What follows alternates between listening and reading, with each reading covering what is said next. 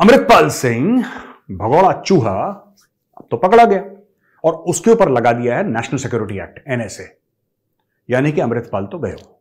ठीक है, एनएसए के जो प्रोविजंस हैं वो इतने सख्त हैं कि मतलब अमृतपाल का अब इससे निकल पाना नामुमकिन है। उसके पब्लिक स्टेटमेंट्स, किस तरीके से वो पुलिस से भागा, किस तरीके से अजनाला के पुलिस स्टेशन पे उसने हमला करा, किस तरीके से उसने लोगों को धमकी दी, मुझे ऐसा लगता है कि अमृतपाल सिंह अब नहीं बच पाएगा। ये सरदारों और सिख पंथ को बदनाम करने की साजिश है। सरदार जैसा पेट्रियोटिक शायद ही भारत में कोई, सरदार जैसा मेहनती कोई भारत में नहीं है। आप दुनिया के किसी भी गुरुद्वारे में जाए आपको लंगर मिलेगा, आपकी जात धर्म नहीं पूछते। एक और चीज बताओ, सरदार कभी भीख नहीं मांगता। गुरु गोविंद सिंह महाराज को चादरे हिंद कहते हैं, क्यों कहते हैं? गुरुद्वारा शीशगंज क्या है सबको पता है। गुरु तेग बहादुर जी की बात कर रहा था। गुरु गोविंद सिंह ने औरंगजेब का पूरा लाव लश्कर खत्म किया। गुरु गोविंद सिंह महाराज ने जफरनामा लिखा। गुरु गोविंद सिंह महाराज सबसे गुरुओं ने शहादतें दी है, कुर्बानियां दी है। ये रिटन हिस्ट्री है। जय हिंद दोस्तों, पाकिस्तान ब्रेकिंग न्यूज चैनल में आप सभी का हार्दिक स्वागत।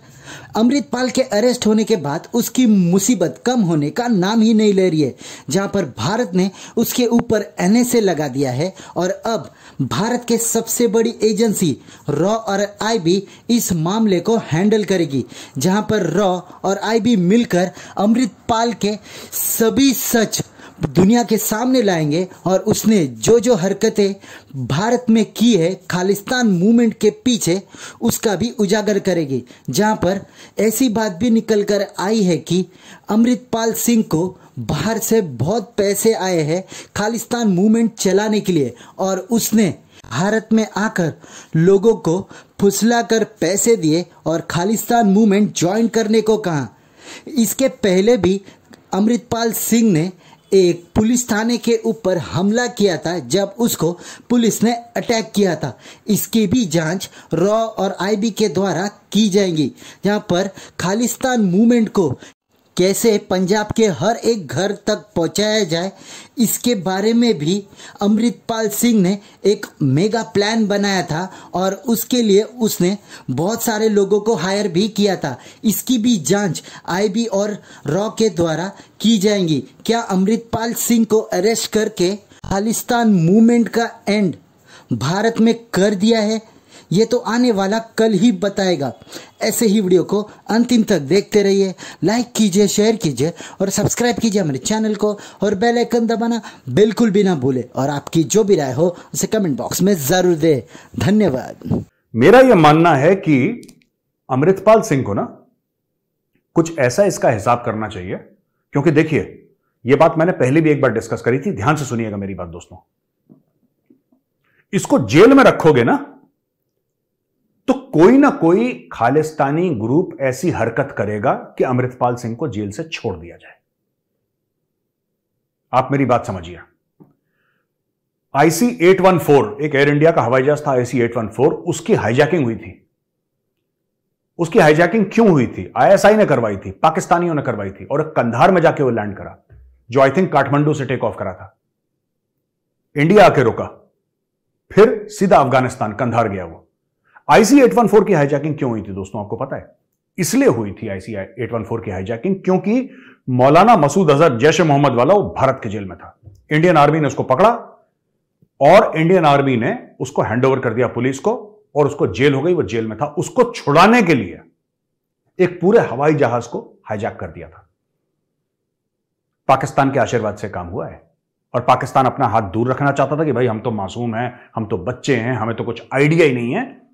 तो पाकिस्तान ने जानबूझ के तालिबान के थ्रू उसको वहां पे लैंड करवाया कंधार में कि भाई ये तो अफगानिस्तान तो दूसरा मुल्क है और पाकिस्तान का क्या लेने देना इससे। लेकिन वहां पे टारमैक में जहां पे वो IC-814 उतरा था, वहां पे ISI के ऑफिसर्स थे जो कि आइडेंटिफाई हुए। हमारे लोगों ने आइडेंटिफाई करा उनको कि जनाब ये ISI का आदमी है। That was an ISI operation, plane hijacking. ISI करता है ऐसे drug smuggling, murder, assassination, rape, aircraft hijacking. This is what, apart from spying, ISI does everything else. Okay, anyway, coming to the point, Amritpal को आप jail में डालोगे, अमृतपाल को कोई ना कोई बचाने के लिए कोई ना कोई बेवकूफी की हरकत करेगा और स्टेट प्रेशर में आएगा। अगर उन्होंने बस हाईजैक कर ली जिसमें 40-50 लोग हैं, तो आप क्या करोगे? आप उन यात्रियों को मरने तो नहीं दोगे? ये कहना बड़ा आसान है, we do not negotiate with terrorists. भाई साहब, जब उनके परिवार वाले सड़क पे लेट जाएंगे, IC 814 में यही हुआ था कि जब उनके परिवार वाले बिल्कुल ऐसा जमीन पे लेट जाएंगे PMO के सामने, और पूरा मीडिया और सोशल मीडिया वहां पे होगा ना, तो अपने आप प्रेशर डेवलप होता है। दिन रात फिर मीडिया ने, हमारी मीडिया की तो यही हरकत है, दिन रात एक ही न्यूज कवर करेगी 24x7। ब्रेकिंग न्यूज, ये हो गया आज, इसका उसके घर में घुस गए, बताइए आप क्या चाहिए, उसके घर में घुस गए, आपका बेटा वहां पे, आपका बाप वहां पे, आपका पति वहां पे, आपकी बेटी वहां पे, आपकी बहू यहां पे, पूरे दिन यही चलेगा और भारत प्रेशर में आएगा। इसका आपको एक सोल्यूशन निकालना पड़ेगा, अमृतपाल सिंह का। आपको इसका सोल्यूशन निकालना पड़ेगा, और उसका सोल्यूशन इसको जेल में रखना नहीं है। मैं आपको बता रहा हूं, आपको कुछ और करना पड़ेगा। ठीक है, मैं तो यही कह रहा था, मेरे दिमाग में बात आई, किसी ने सोचा क्यों नहीं, जब जैश ए मोहम्मद का मौलाना मसूद अजहर, जब उसको छुड़ा के ले जा रहे थे ना, वो जेल में था, वो जब उसको छुड़ा के ले जा रहे थे, क्योंकि उसको देना था वापस, तभी हमारे पैसेंजर वापस मिलते, राइट। जब उसको ले जा रहे थे, सो रहा था, उसको बेहोश करके चुपचाप से एड्स का इंजेक्शन दे देते उसको, या कोई ऐसी चीज का इंजेक्शन दे देते कि उस समय वो ठीक रहता। 3-4 महीने बाद पता लगता, धीरे धीरे तबियत खराब होती, निपट जाता मौलाना मसूद अजहर। ये कर देना चाहिए था। मैं आपको बता रहा हूं, मैं बड़ा, आप जानते हैं मुझे, मैं मेजर गौरव आर्य बड़ा शांति प्रिय टाइप का आदमी हूं। मैं हर समय अमन की बात करता हूं, अमन की आशा है मेरी भाषा, राइट। लेकिन मैं आपको एक बात बता रहा हूं, अमृतपाल आपके लिए बहुत बड़ा खतरा बन सकता है कल। अब इसका क्या करना है वो सरकार बेहतर जानती है। डिब्रूगढ़ इसको ले जाया गया है, जहां पे कहते हैं कि IB इंटेलिजेंस ब्यूरो और raw research and analysis wing इसको जरा बारबेक्यू करेंगे, ग्रिल करेंगे, इसको पता लगाएंगे कि बेटा क्या क्या है, बताओ जरा। और ये गाएगा गाना, मैं बता रहा हूं आपको, ये आदमी गाना गाएगा, क्योंकि इस आदमी में इतनी हिम्मत नहीं है। पुलिस आ गई, पुलिस आ गई, पुलिस, ओए पुलिस आ गई, यही तो कहता है अमृतपाल सिंह जब गला सूख जाता है, पुलिस आ गई। ओ भाई, पुलिस तो आएगी। आप गुरुजी के बारे में पढ़िए, सिख हिस्ट्री पढ़िए, कोई बहुत पुरानी नहीं, सबको पता है। ये एक साजिश थी, एक ताकत थी कि कहीं ये बने कि यार ये सिख ना खालिस्तानी है। खालिस्तान नाम की कोई चीज नहीं है। एक बार बताइए, अगर खालिस्तान नाम की चीज होती तो अमृतपाल रहता, नहीं रहता तो खालिस्तान मूवमेंट तो चलना चाहिए था। ये अमृतपाल के जाते खालिस्तान मूवमेंट क्यों खत्म हो गई? 10 लोग पकड़े गए खालिस्तान को, मतलब यही 10-20 लोग चढ़ा रहे थे, 10-20 अरेस्ट ही तो हुए, कोई ज्यादा अरेस्ट तो हुए नहीं। अगर ये पीपल्स मूवमेंट होगी, 20 लोग को अब जेल में अंदर डाल दो तो पीपल्स मूवमेंट रुक जाती है क्या? नहीं रुकती, चलती है। तो 20 लोग के रुकते क्यों होती है? ये हमारे सिख गुरुओं को, Sikh is a martial race, बहुत मार्शल रेस है। सिख बहुत पेट्रियाटिक लोग हैं, उनको बदनाम करने की साजिश थी। और आप देखिए जो वेंडलाइजेशन टेम्पल्स का हुआ, इंडियन एम्बेसीज का हुआ, बीजेपी मुर्दाबाद, मोदी मुर्दाबाद। अगर खालिस्तान की वजह का भी कोई इशू था तो बीजेपी मुर्दाबाद, मोदी मुर्दाबाद कहाँ से आ गया? आप मोदी जी के परिवार को गाली गलौज क्यों कर रहे हो? मोदी जी को उल्टा सीधा क्यों बोल रहे हो?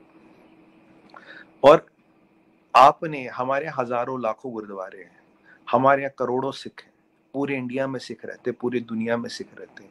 इन 4 कंट्रियों के अलावा आपने कोई देखा? कोई नहीं देखा। कितने सिख भाई मेरे साथ टीवी डिबेटों में बैठते, कहते सब बकवास है, सब ISI ने कराया, और इसमें ISI का हैंड है। साध बाजवा का लिंक तो इसके फाइनेंसर के साथ है ही, वो तो खैर ओपन सीक्रेट है, मैं आपको कोई अंदर की बात तो बता नहीं रहा। तो ये वाली चीजें रियाबाजी दिख रही है, समझ रही है, और हम टैकल कर लेंगे ऐसी चीजों को। हमारी पंजाब पुलिस पूरी सक्षम है, पंजाब में जो सरकार है सक्षम है, सेंटर में अमित शाह जी है, पूरे सक्षम है। जो भी चैलेंजेस आएंगे उनको हैंडल कर लेंगे, कोई दिक्कत नहीं है।